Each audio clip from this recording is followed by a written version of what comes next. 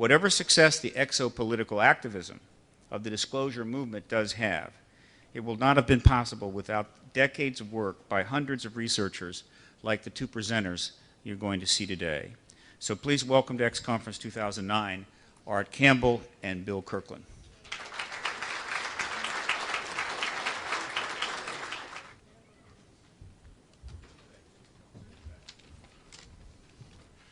It's really a privilege to be here. We've heard a lot about the X Conference west of the Mississippi, but not too many of us could get here. I'd like to introduce to you Mr. Kirkland, his background. He's a graduate of Montebello High School in California, and he was, as Stephen mentioned, a high-altitude chamber specialist, and he was trained at Gunther Air Force Base in Alabama in the early 50s. He attended Long Beach State College and had a major in applied math and physics. He worked for North American Aviation in Burbank, California, Collins Radio at Newport Beach, Montebello Lockheed Missile and in Montebello, sorry, California, Lockheed Missile and Space in Houston, Texas for NASA, and he worked on the Apollo 14 simulator in Houston. He's a retired executive from the U.S. Department of Agriculture. Has 25 years in computer and 4 years in the military service. He served your government and mine for 29 years. It's my great privilege to present to you Mr. Bill Kirkland.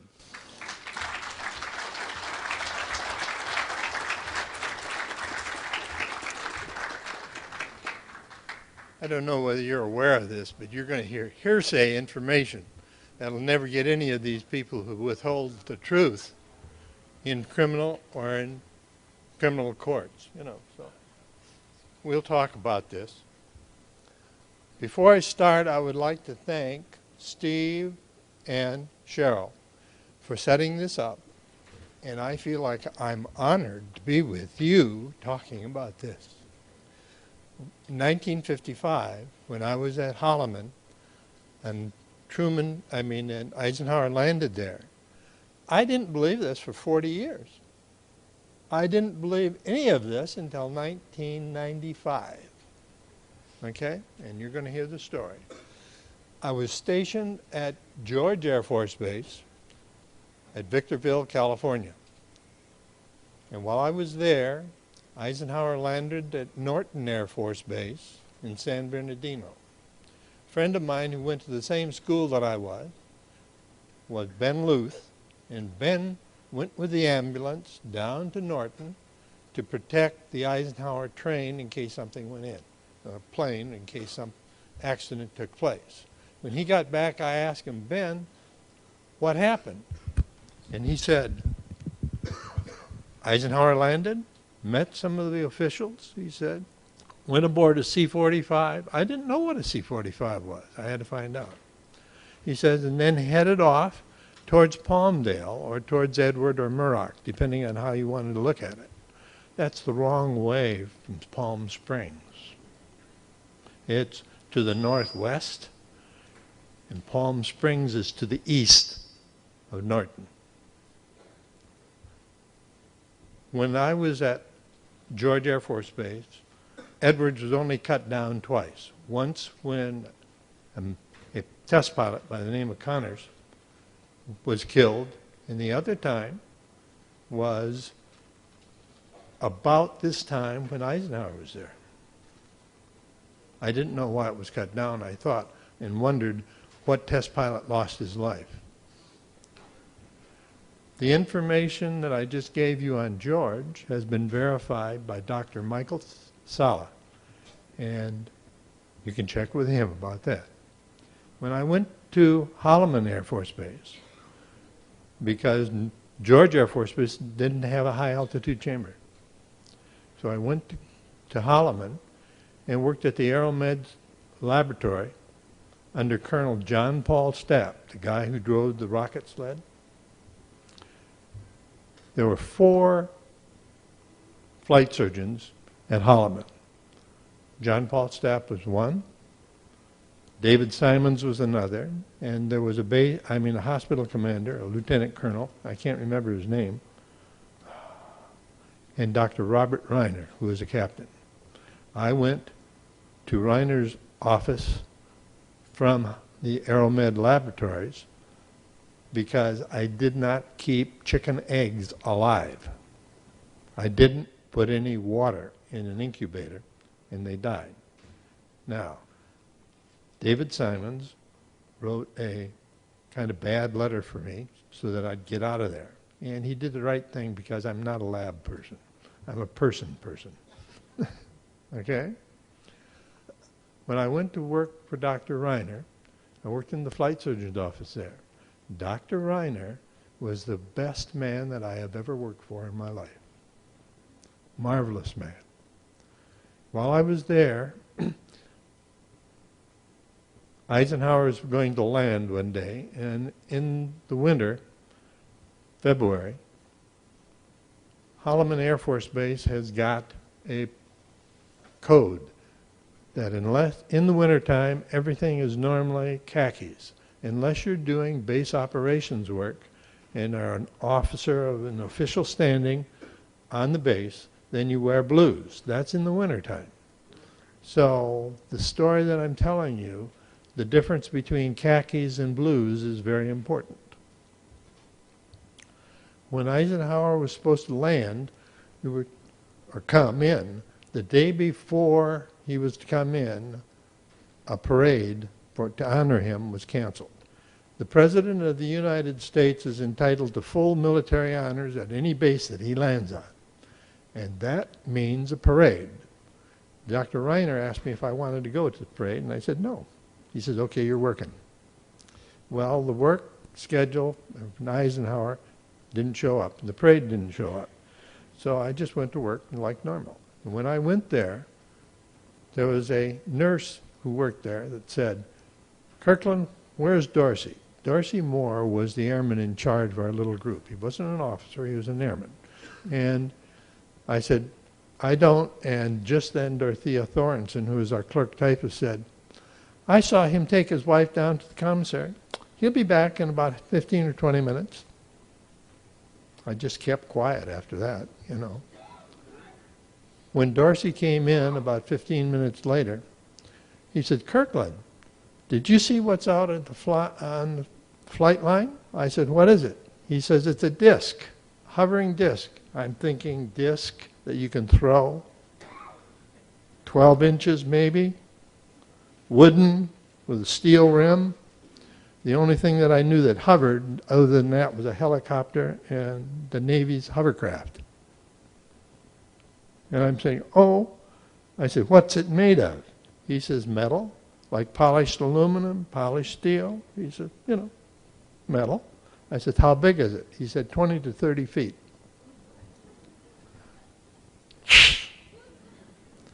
I said, no, I haven't seen it. He said, you want to see it? I said, yes. I said, I'd like to see it. He said, go out to the front of the hospital, he says, and look down at the flight line. He said, you'll see it. I said, with my luck, I said, I would go out there and it wouldn't be there. He said, I wouldn't say that. He says, I took my wife to the commissary and it was there 30 minutes later when I left. And I said, well, I'll ask. In a base where there's war conditions, regardless of where you're on 24/7. And if you leave your assigned spot, that's against the law, military law. So I asked the nurse who had asked the doctor if I could go out to the front and see it. She looked at the doctor, and the doctor said no, so I didn't go. 9 o'clock, go for coffee. Coming back from coffee, I'm following two young pilots. The one on the left is in khakis, the one on the right is in blues. The one on the left said, why the blues? He says, I'm the officer of the day. He says, I've been down at base ops all day. He said, waiting for the plane to come in. He said, Air Force One? He said, yes. Air Force One, that was the first time I heard Air Force One. I didn't know what it meant. I had to ask that too. Well, in the 60s, that was very common, but in the 40s, it was the first time I heard it. He says, well, what happened? He said, he landed, He turned around on the active and shut down. And we were told to turn off our radar. Why were you told to turn off your radar? I don't know. He said, we were told to turn it off, so we turned them off. And then the guy in the khaki said, I heard that the one that was brought down at Roswell was brought down with Doppler radar. And he said, I don't know. They continued talking. What happened after that? He said, they came out over the mountains, across the proving ground, White Sands Proving Ground, across the monument, and the guy on the left, again, the khaki guy said, I heard one landed at the monument. He said, the other one said, I don't know about that. I'm telling you what I saw. He says, two of them came over. One landed on the active in front of the plane, and the other one hovered overhead like it was protecting that plane. He got out of his plane, walked to the UFO, and the door opened, and he walked inside. How long was he in there? About 40 or 45 minutes. Could you see? Were they grays? He says, I couldn't see. I didn't have binoculars. Who had the binoculars? The tower. Could they see? No, they didn't have the angle. This is all going on while I'm walking behind them, probably no more from here to the lobby area. And as they were doing this, one of them said, did you see, the one on the left again, did you see the autopsy film? And the one on the right said, yes. Do you think it's real? I don't know. So it was available in 55. And he said, well, he said, does electronic waves, radio waves go through plastic? He said, why do you ask that? He said, because I think there's a radar unit in the nose of that airplane.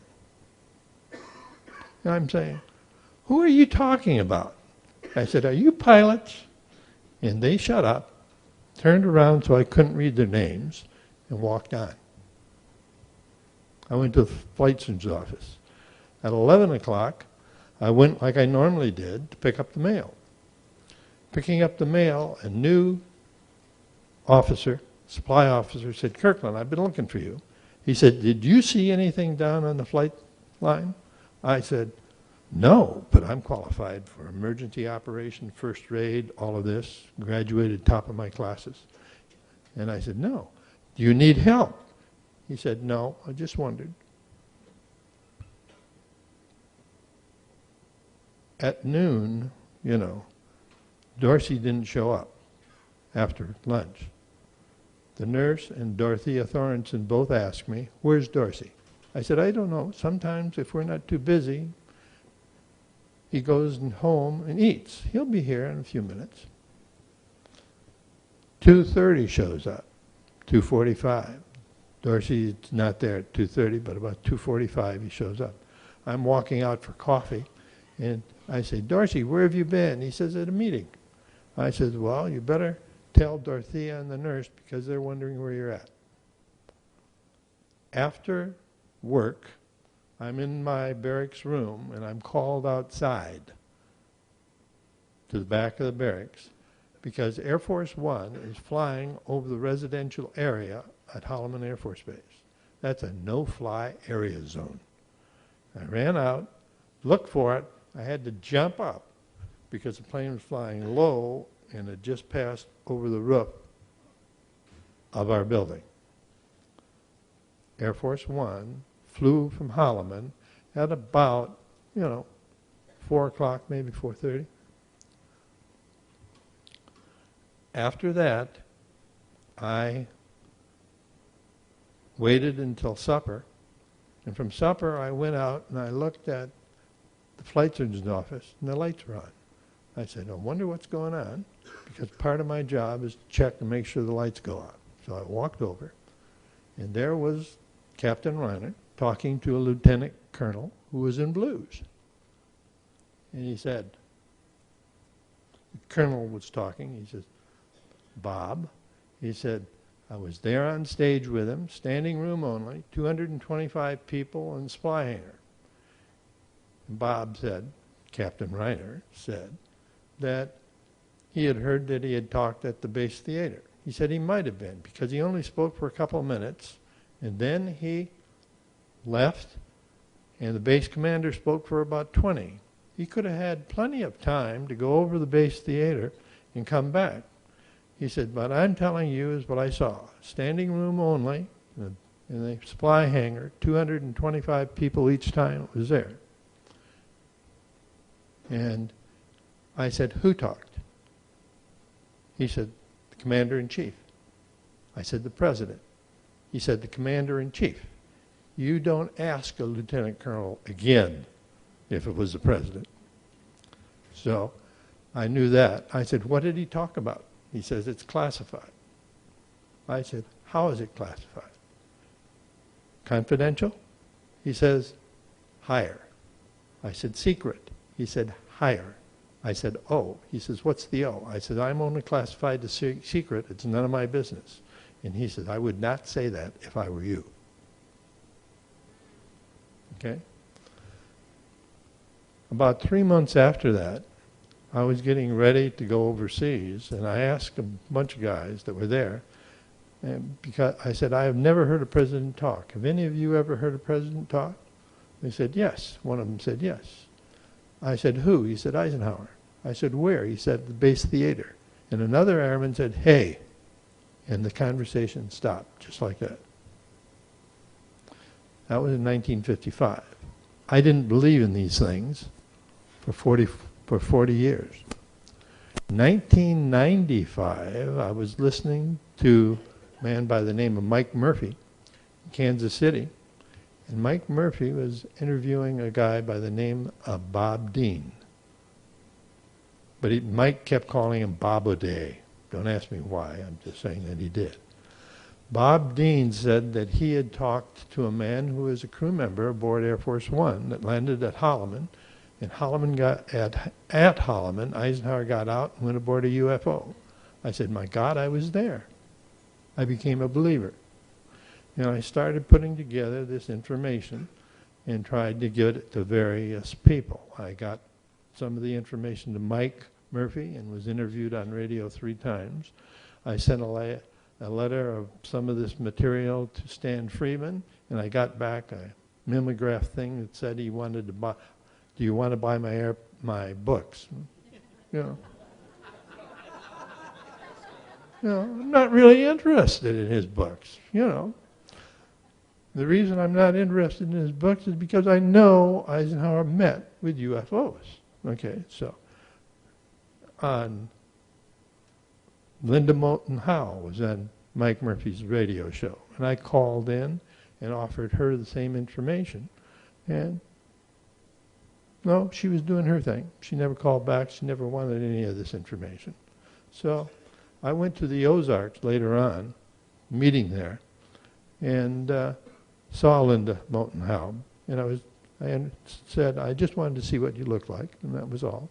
She was doing her own thing, and still does her own thing, not related to my incidents at all, and she wasn't interested. So nobody was really interested at all. But when I was graduated from Long Beach, I worked at North American, and I worked at Burbank and Lockheed. I worked on the Blackbird. And then from there, I went to Motorola and worked as a scientific computer specialist for an analog group, Ed Groth by name. This is kind of interesting, too. Ed said that the electronic people had told him that they had made a 120 to 150-year jump. I said, how? And he said, by backward engineering a foreign object. I said, Russian? He said he didn't know where it came from, but it was backward engineered. About a week later, an electrical engineer told me that the guys who were doing the backward engineering had said that what they were backward engineering was a computer. And this computer carried 30 digits of accuracy. Where do you need 30 digits of accuracy? Only terrestrial. Only interstellar. You don't need it on this earth. From there, I went back to Collins Radio, and from Collins Radio, I went to Houston working for Lockheed's Missile and Space. I worked on the trainers. And while I was there at the trainers, it was very interesting because another incident took place. Wally Schrar worked in the same office that I did, only he had a view of the outside. I worked in an inside cubicle. It wasn't very nice, okay, by comparison. The astronauts, and this is hearsay because I was not there, but I was told by somebody that did. The astronauts were told that they should not talk about any kitchen items flying, like pancakes, dishes, or cups. Saucers were not mentioned. Do you understand what I mean? He said. You're not to talk about this among yourselves, your wives, your family, or anyone by radio or on the radio. Oh, yeah. Okay. Wally Schrar is up in space, circling the Earth, and he says, Houston, there is a Santa Claus. The boys went around the moon, came back out from the far side, and another astronaut said, there is a Santa Claus, and he's big. Now, how big he was, I never figured out until I heard at Laughlin this year that 2 Navy men had seen a craft come out of the water about a mile and a half away from them that was 3 to 5 times the size of an aircraft carrier. That's big. It carries about 10,000 people. The question is whether it's ours or theirs. Okay? Now, the verification of my story at Holloman was done by Art Campbell, and Art has recorded information of a woman whose father became a fireman. So, if you want, Art? We will put on the electrician's daughter, please. This lady contacted me as a result of an article in the UFO magazine. And I got some, I brought out some memorabilia stuff speaking now. To show you. Oh, here's Billy. Yeah, that's my She's going to her personal memorabilia prior to reading a letter from when father. Dad was in the Single Corps at Camp Gordon, and he loved to climb his poles. There he is with his friend Jim, and that he was practicing going up and down. And there he is again working at cleaning the weapons and getting message pickup. And here's some of his Nebraska fan memorabilia that he loved so much. And he had this with him he had a few plane crashes, and he always had this picture with him. He was very fond of his religion. And this is a current events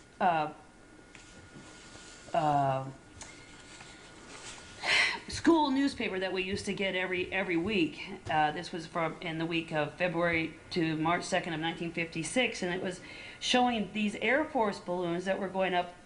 It was every other day in Hollerman. We used to just run around and we didn't know that there was anything exciting to know about it. We just thought it was very normal.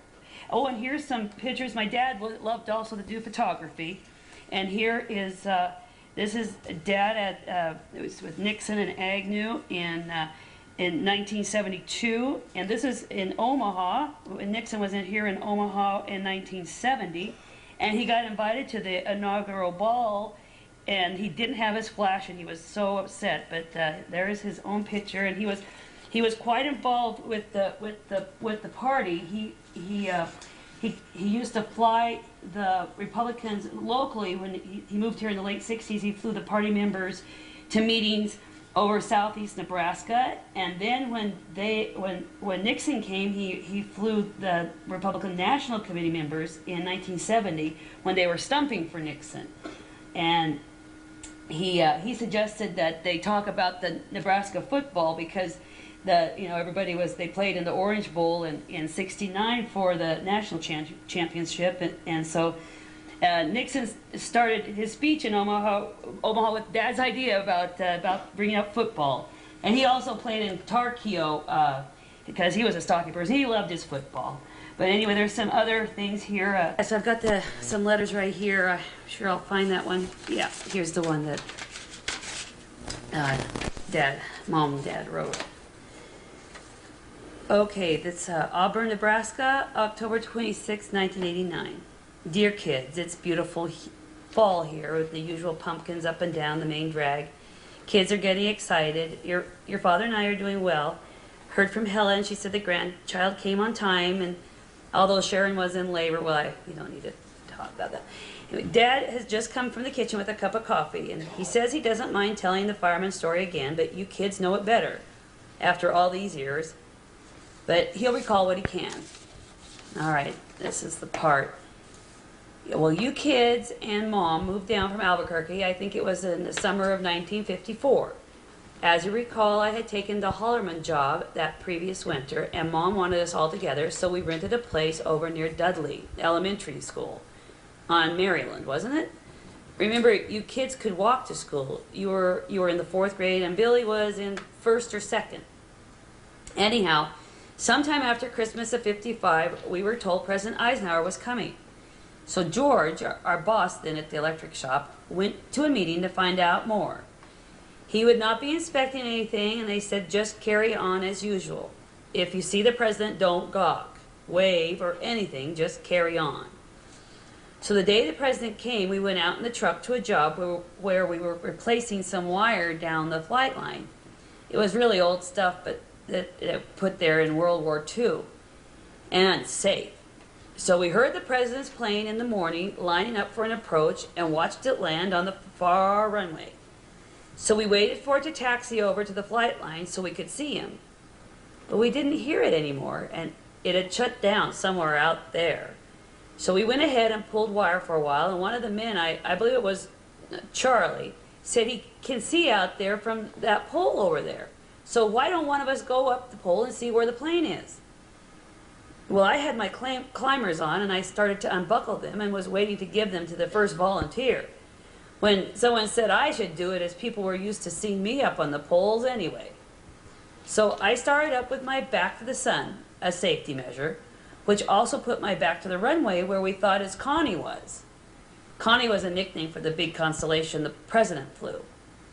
As I started up, some of the guys reminded me not to gawk, and I heard them laugh. A few minutes later, I heard some shouting, and some guys tarring a hangar roof nearby started to run, pointing out to the runways.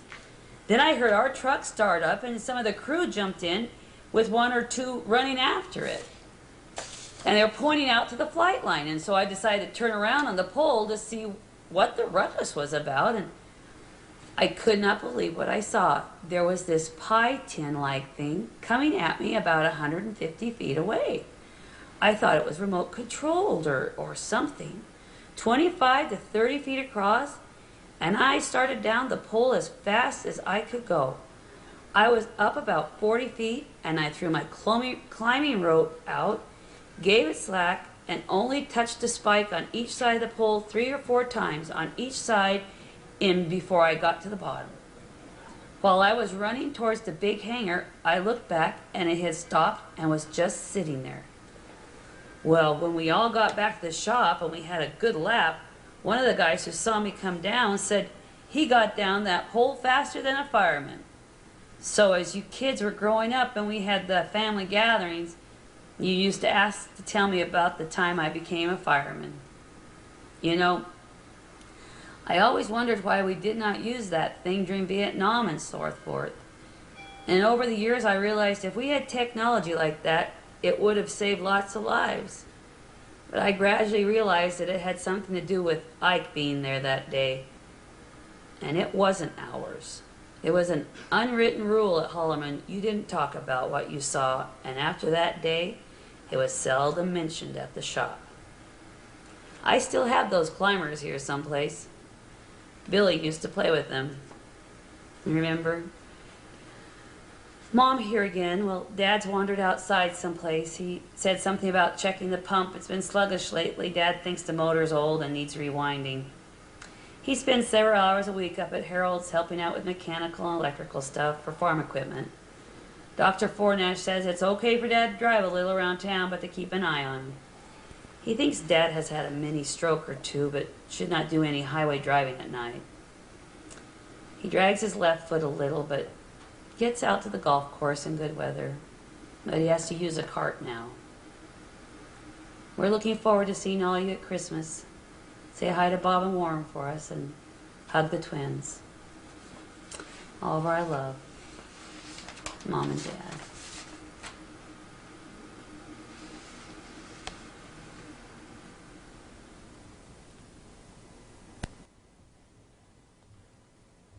Art and I got together over 3 years ago. Art's going to tell you how he got in contact with me. And there's another little vignette from somebody else that was at Holloman. Here's Art. First, I want to tell you about the lady from Nehami County, I believe, southern Nebraska. She's sad. This is the second time she wrote the letter. She read the letter. First time she broke down in the middle of it. Her father died in 2 months after the letter was written. She's the last letter. And she said, I got to make myself over and be back down in a couple minutes. She came down wearing a wig. She had beautiful salt and pepper hair, but anyhow, we went ahead and filmed it again. Bill didn't mention the fact that, I think he mentioned it, when Eisenhower's plane landed, it's a huge plane. You couldn't, it sits 10 feet off of the tarmac. You'd have to have a ladder to get in and out of it. And the plane usually was down at the end of the runway and taxis back around to the A part of the, there's an A section of the runway where the tower is. And then it comes to the VIP area where they were going to have the parade, which, by the way, was canceled, Bill mentioned. Well, Eisenhower's plane sat out on the runway as far as it could be. They closed the runway the whole day while the president was there, and Bill said he remembers seeing it about 4:45 or 5 in the afternoon, seeing the president's plane fly over Holloman Air Force Base. So we're ready now for a man who flew into Holloman Air Force Base the day before Eisenhower arrived. We believe it was the 10th, around the 10th of February, 1955.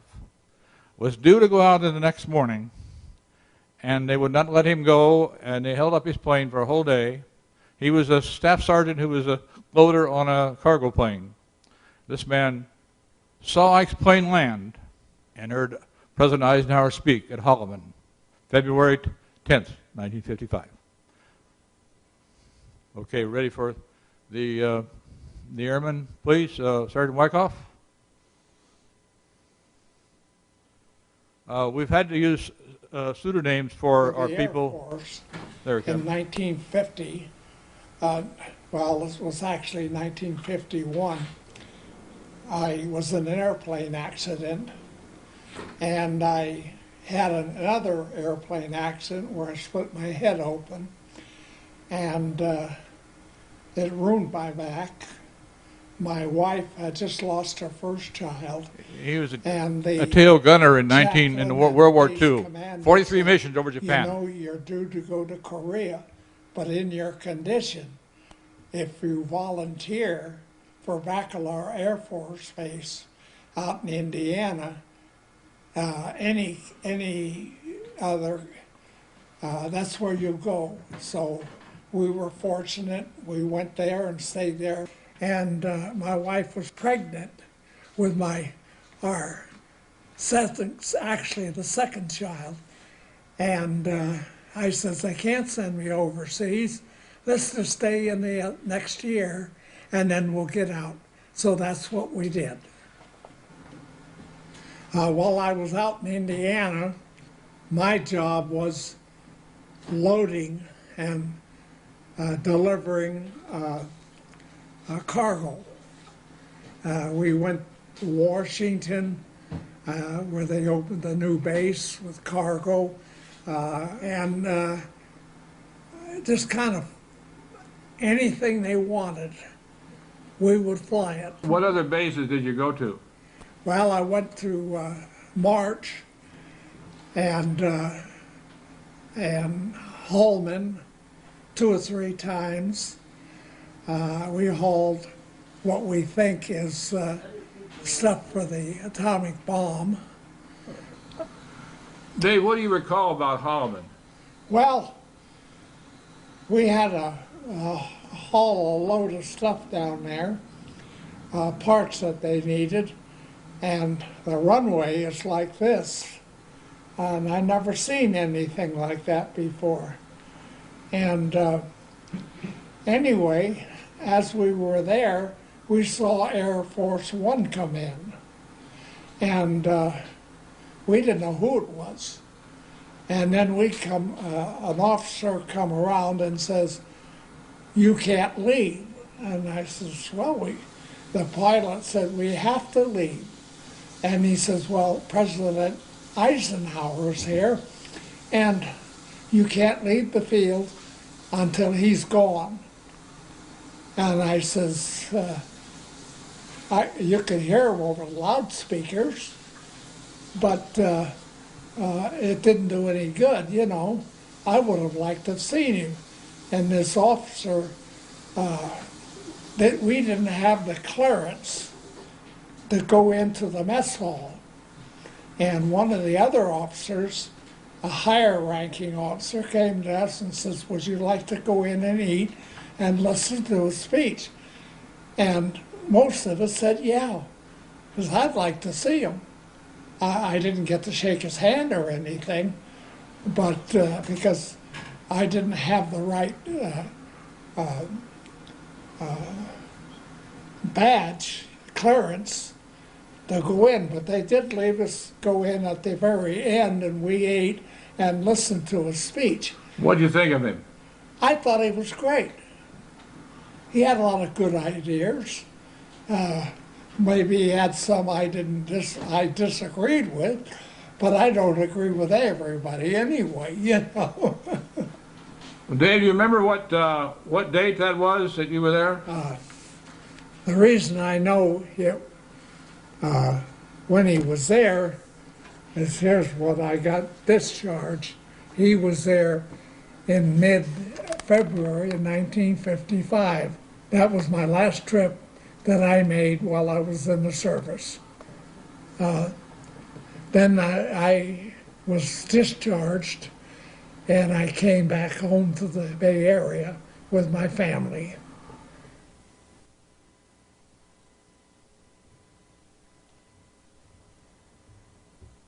I've kind of heard what we did, what we didn't do, and this is all hearsay, except for what these 2 people verified.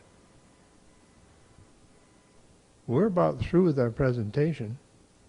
If there's any question about this, you should remember that we got in contact with a couple of the people that I knew, David Simons and Kittinger, who I flew with.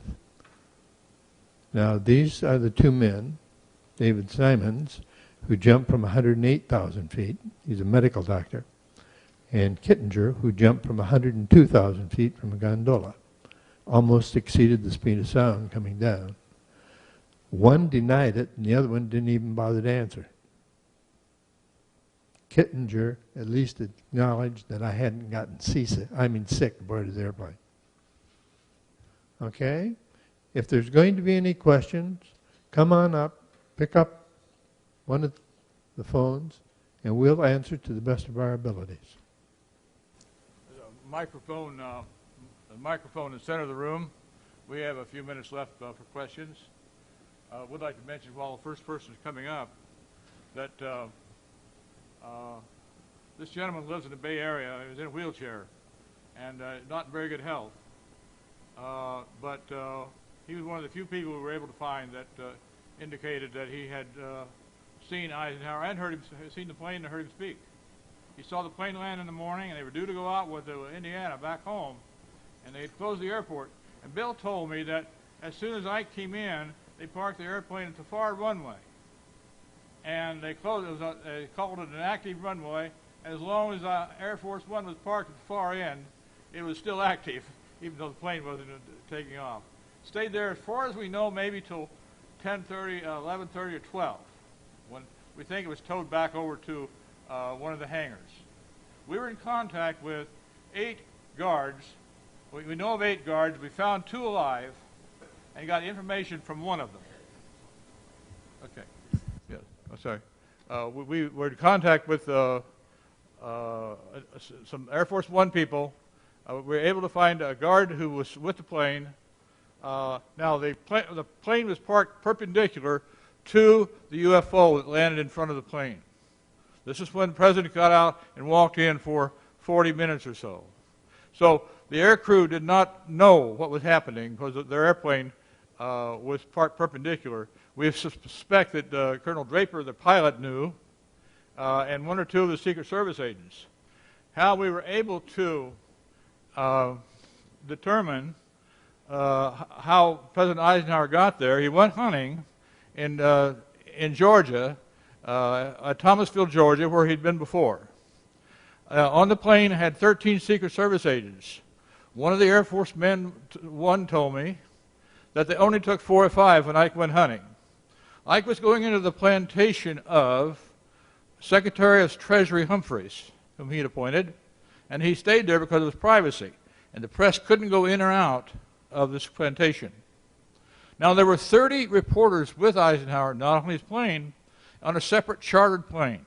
The Red Chinese were shelling Formosa. We were evacuating the islands of Quemoy, Matsu, and they called it the Formosa Crisis. Lyndon Baines Johnson in the Senate at that time put together a resolution that passed overwhelmingly in the Senate and in the House that we would go to war with Red China if they set a foot on Formosa. Eisenhower and Don Foster Dulles both said, we will use nuclear weapons if you Red Chinese invade Formosa. Formosa is still free. It's now called Taiwan. Is anybody at the mic yet? Anybody at the mic yet back there? I can't see myself. So anyhow, we figured out that the 13 Secret Service agents, and he only traveled with 5, he kept 5 at the plantation going in and out like he was there. And then he came down with a case of the sniffles and was not available for 33 hours. While he was having this severe case of the sniffles, he lands at Bill's Air Force Base, Holloman. He's there, we think, 6 or 7 hours. Now, he arrives back at Thomasville. They're having a big party.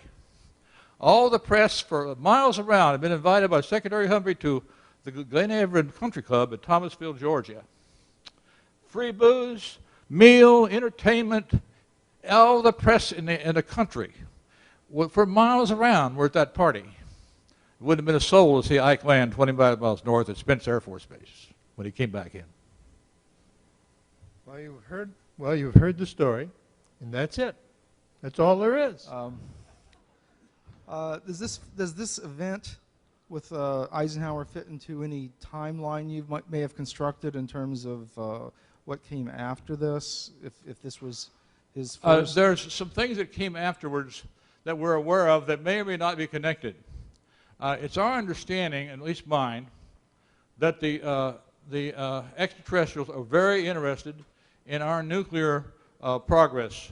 And they first started showing up a year or so after we dropped the nuclear bomb, the first one set one off in Alamogordo. And I have a feeling that they may have been behind the early peace talks. Eisenhower went to one in July in Geneva called Geneva I in July of 1955.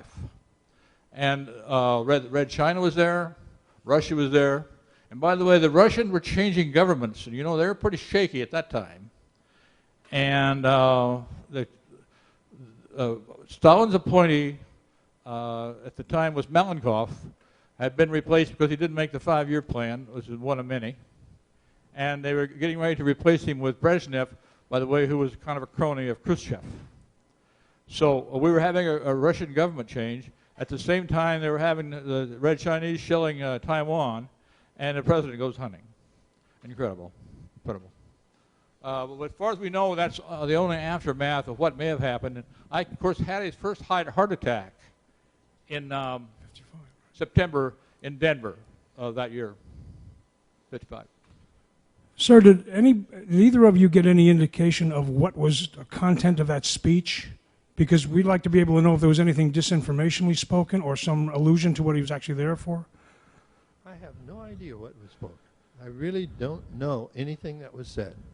I had no indications that there were people who even, were going to talk. All I know is from the indications that the lieutenant colonel said in the flight surgeon's office that the president had spoken. He had spoken about a subject that was top secret or higher, and the people that we contacted at Holloman that I knew of did not talk about this. Where did that speech come from that the gentleman said, how was the speech? And he said, great, but nobody thought to ask him? That was in one of the dining rooms or something along that. I have no idea where he went and heard this. I have no idea, no recollection of that. Okay. But as an enlisted man, I'm very surprised that he didn't go to one of those established places, which is the fly hangar or the base theater. Those people took an oath not to reveal that the president was there and what they had seen. Okay, thank you. This is why when Bill was in a conversation in Dr. Reiner's office, he said the president and the lieutenant colonel corrected him, commander-in-chief. They weren't allowed to use the word president. And Bill said, you mean the president? He said, no, the commander-in-chief is the president, or whatever he said. But in any case, they didn't want to use that word, although they had to acknowledge he was there. Everybody knew it. Everybody at the base knew he was coming, including all the civilians. There's 8,000 or 9,000 people there, about 4,500 enlisted people and officers. And a complete air wing is there also. They all knew he was coming. But with their communications in those days, there was no way that they communicate that back to Thomasville, Georgia, and they really didn't care. So all he had to do was make sure he came in and out of Thomasville in secret. Because he had 30 international press, by the way, were cooling their heels at the Scott Hotel, cleaning out the bar and everything else they could. And Press Secretary Haggard came in and gave them daily briefings about the world situation in the Far East and the evacuation of the Tanshan Islands and the Kamoy-Matsu situation and so forth. And they thought Eisenhower was at a cottage playing Scrabble and having hot toddies with Mamie. Excuse me, sir. I now know that all of you believe in Santa Claus, too. Good afternoon. It's a pleasure to speak to y'all. Speaking the truth, I've been studying this for like 2 years now, and it's been documented that Harry Truman had did a treaty with the Greys, suspectedly, and brought the Rockefellers in. You can check this out through William Cooper, Thomas Costello, and Phil Schneider. And when Truman left office, he had passed it down to Eisenhower. Now, in the day that y'all was talking about, in February 1955, Eisenhower was scheduled to be in a certain place, but it's documented that he had a toothache on the exact date, and it was supposedly said that he had went to Holloman Air Force Base. That he told the people, the news media, that he had a toothache, but he went to Holloman Air Force Base to have this meeting with the Gray. You're mistaken in two areas. One, toothache took place in 1954 at Edwards Air Force Base. He never went to the doctor. That's been substantiated by several people. Right. And this Holloman instance took place in 1955. Okay. And the question was about the treaty that was supposed to have been... I don't know anything about a treaty, but our military was so afraid of what took place in 1938. In 1938, War of the Worlds was broadcast as a radio show, as a news bulletin. And there's only 2 times in my life when I was younger that my father interfered with us listening to the radio. One was in 1938 when that was on, War of the Worlds, and the other one was December 7th in 1941 when Japan attacked us. Now, from those points, the military was very concerned that the public would go ballistic. They did go ballistic. So did the military.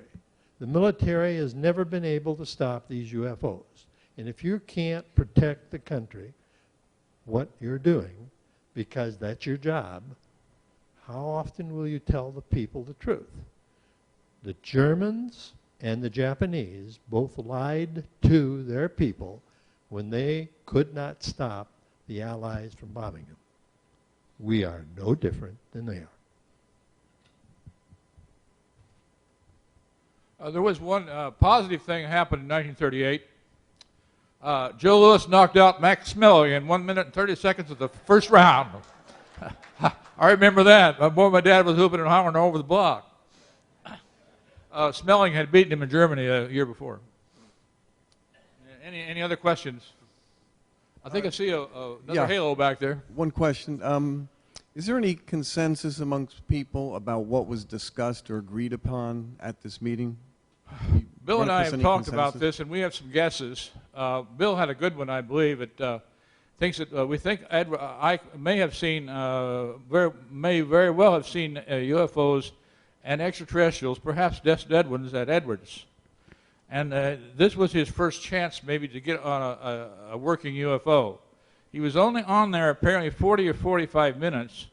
It wouldn't be a lot of time there to do negotiations or sign a treaty. But it would be a lot of high and by and have a drink of whatever. And so our guess is that he very well may have gone aboard just to see what one looked like.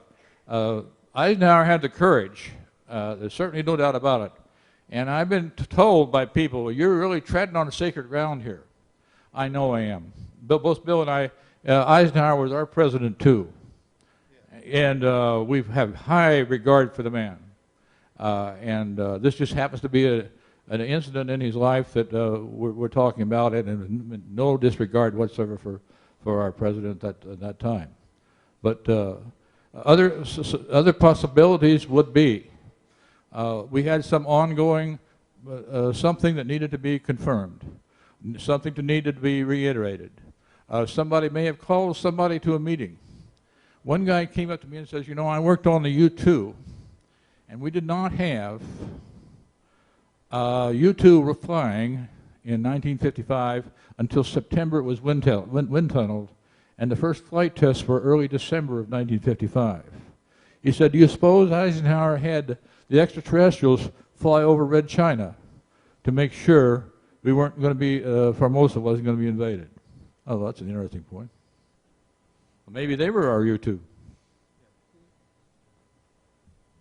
Everything else is just speculation.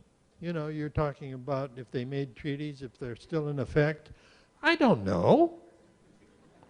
Do you? You know, let's get with it, people. We're through here, you know, really through. Let's go outside and smell the roses.